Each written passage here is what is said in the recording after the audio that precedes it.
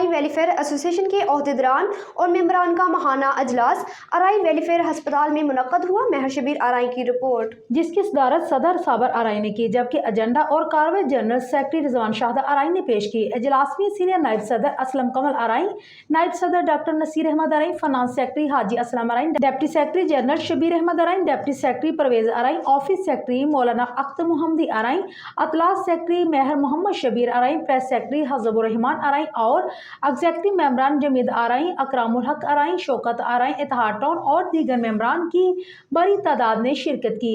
اجلاس میں 8 مستحقین کو 1,20,000 روپے کے چیکس دیے گئے۔ اجلاس میں سلائی سینٹر کے انچارجز اکرام الحق ارائی اور پرویز ارائی نے اپنے اپنے سلائی سینٹر کی کارکردگی کی رپورٹ پیش کی۔